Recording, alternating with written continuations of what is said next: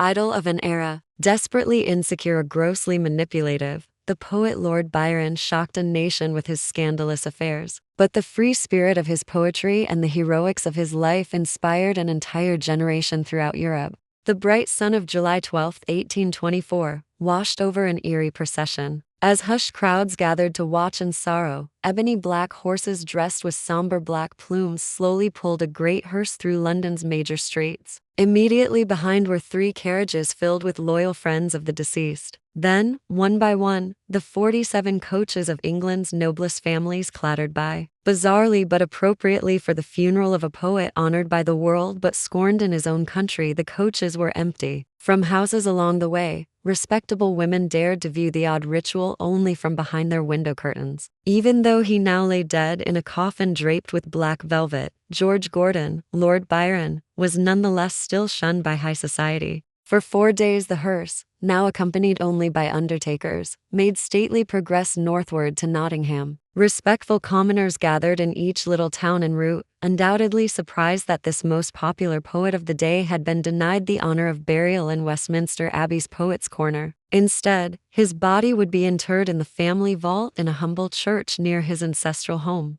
Dead at 36, Byron had been adored and despised, feared and emulated for more than 15 years. His influence defined an age, and his ideas and personal behavior anticipated our 20th century conceptions of national independence and individual identity. A mad and mixed ancestry. Debauchery was something of a family trait, often practiced enthusiastically at Newstead Abbey, a 300-acre estate and former monastery that had been seized by King Henry VIII when he overthrew the Roman Catholic Church in the 16th century. Byron's grandfather, an explorer and naval officer known as Foul-Weather Jack, was so appalled by his son John's vices, perhaps including incest, that he disinherited him. But Mad Jack, as the son was known, eloped with a rich woman. She and 2 of her children died in France, but a daughter, Augusta, survived to play a flamboyant role in the poet's life, leading to his exile from polite society decades later. Ever the survivor, Mad Jack returned to England, where he wooed and won a wealthy but remarkably unattractive Scottish woman named Catherine Gordon. Remarriage did not end his carousing, however, and his unhappy wife suffered from wild shifts in mood. Into this strange household George Gordon, the future Lord Byron, was born on January 22, 1788.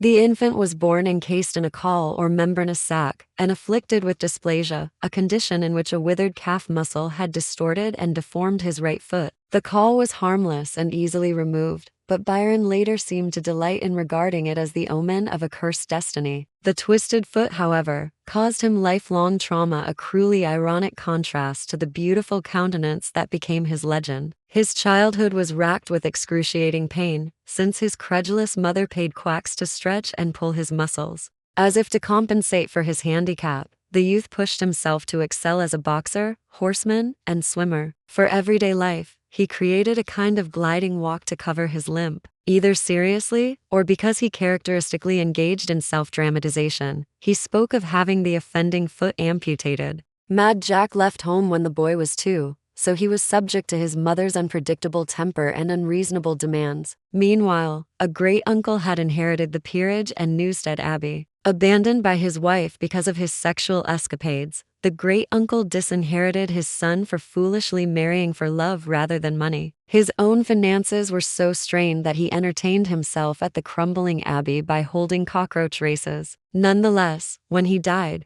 the property was still intact for his great-nephew to inherit. At age 10, George Gordon became the 6th Baron Byron. Wine from a skull. Self-important now, the youth became an arrogant, headstrong pupil at Harrow, his public school, and a colorfully rebellious student at Cambridge University. He once brought a bear on campus to twit the administration for barring his pet dog, but he was already writing poetry with extraordinary facility and published his first volume of verse, Hours of Idleness, in 1807 while still at Cambridge. At the university, it also became obvious that he had an unusual capacity for attracting devoted friends and passionate lovers. Like many another country gentleman of the time, Byron would spend entire days doing nothing but writing, fencing, rowing, and shooting, and long nights in revelry with college friends and his estate's band of winsome and willing servant girls. Eagerly dramatic, he passed around wine after dinner in a skull set in gold. When everyone else passed out for the night,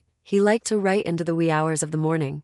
After taking his seat in the House of Lords when he turned 21, the bored young wastrel embarked on an unusually adventuresome trip to southern Europe, including stops in Portugal, Spain, Malta, Greece, and Albania. Picturing himself romantically as a doomed youth condemned to exile, he felt immediately at home when he touched Greek soil and was soon at work on a verse tale, Childe Harold's Pilgrimage. At the time, the area was ruled by a vicious tyrant, the Turk Ali Pasha, who was much taken by Byron's good looks and gave him gifts, seeking an amorous rendezvous. The young nobleman artfully declined, though he was apparently bisexual and did not necessarily scorn homoerotic experiences. Not long afterward, Byron was shipwrecked on the Albanian coast near Parga and fell in with an exotically attired band of brigands, the Suliotes, whose proud theme song was "Robbers All at Parga." They escorted him back to Missolonghi, where fate would unite him with the band at the end of his life. The girl in the sack. Gradually, Byron was becoming a convert to Philhellenism, the idea that Greece should be allowed independence from Turkish rule. The native Greeks were poverty-stricken and harshly oppressed. One Greek patriot had been tortured for 3 months and then cut in quarters. Byron had seen his severed arm hanging from a tree. His deepening political concerns ran parallel to his increasing personal indulgences. Back in Athens, he became sexually involved with an untold number of women, girls, and even boys. One memorable day he encountered a group of Turks taking a squirming sack toward the Aegean Sea. Inside was a girl convicted of adultery with a Christian man. The voivode or governor of Athens had condemned her to be drowned, according to Turkish custom. The wealthy young Englishman bribed the guards, released the girl, and had her smuggled to freedom. According to a rumor that would never die, when the bag was opened, the startled Byron recognized the girl from one of his own amorous adventures. Despite such diversions, he had finished 2 cantos or sections of his poetic novel, The Pilgrimage. In fleet verse using everyday language and complicated patterns of rhyme, the supposedly frivolous ne'er-do-well had created an unforgettable literary character. Harold, the model for romantic heroes to come, is passionate yet reflective, egocentrically proud yet deeply lonely, eager for adventure yet weary of the world. He is, in fact, the clone of his creator.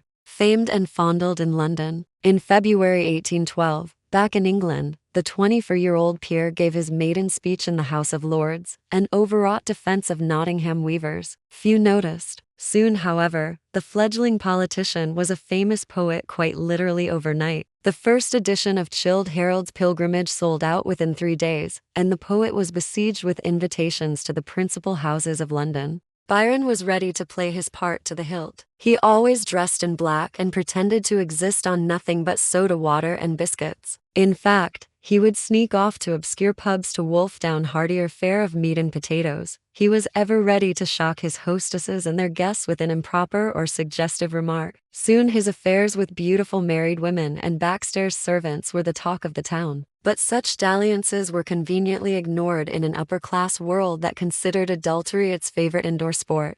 In 1813, Byron would flout even those loose standards of propriety. Augusta, the half-sister from Mad Jack's first marriage, was so much like him in outward appearance and temperament that he grew to consider her his alter ego, his mirror image. She was restless in an unhappy marriage and drifted into an affair with Byron. When they became lovers, the poet thought that he had reached the grand goal of his life, a perfect union with another. Augusta gave birth to a daughter who may have been his. Byron's openness about the affair was too explosive for even an indulgent society, and he tried escaping into a conventional marriage with the young, rich, and inexperienced Annabella Milbank. They had a daughter, but Annabella left him after only a year of marriage, apparently angered by his mistreatment and repulsed by his sexual demands. For reasons that have never been explained, Byron and Augusta went together to a reception given by the aristocratic Lady Jersey. As one, the women disappeared from the room and the gentlemen refused to shake hands. The country's most famous poet had become a social outcast, escaped to Europe. Once again, Byron sought relief and excitement abroad, leaving on April 24, 1816, from the English Channel port of Dover, where society ladies disguised themselves as chambermaids at his hotel in order to catch a glimpse of the notorious celebrity. Scorned at home, he was lionized abroad.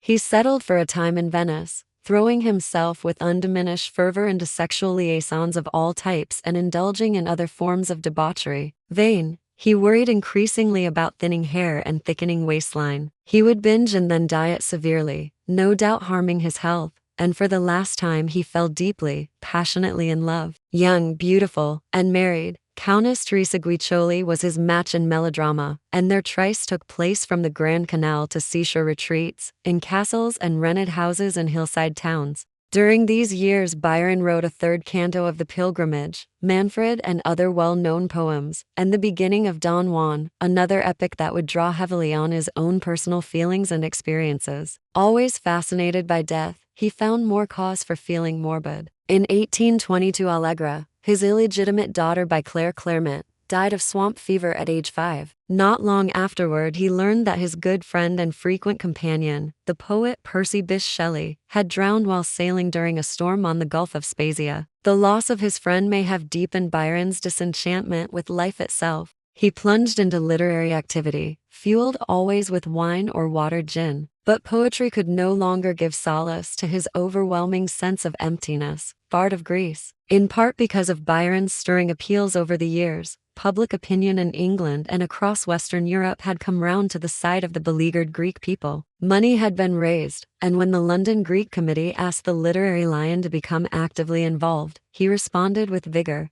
On July 16, 1823, Byron set out to sea on the Hercules, a chartered ship outfitted with 2 cannons and loaded with medical supplies, weapons, and ammunition. Byron's melancholy vanished on the long voyage from Italy to Greece. Early the following year, he was at Missolonghi, the marshy, mosquito-infested town where he had last seen the hardy Suliotes more than a decade earlier. He immediately hired 600 of them, but the robbers of Parga saw his treasure ship as prey. They schemed endlessly to get money and weapons and had to be bribed to fight their enemies, the Turks. The ship's crew mutinied, reinforcements from England were delayed, and the politics on the Greek mainland proved to be impossibly complex and unpredictable. More than once, Byron was the commanding presence who risked his life to prevent a riot and brought peace between rivals in the rebel camp. But nature achieved what men and guns could not. Soaked one day while riding horseback in a freezing rain, Byron contracted a lingering fever. Urging the physicians not to draw pints of blood, the standard treatment of the day, he joked, "The lancet has killed more people than the lance." He was overruled, however, and his condition, not surprisingly, worsened as the so-called cure progressed.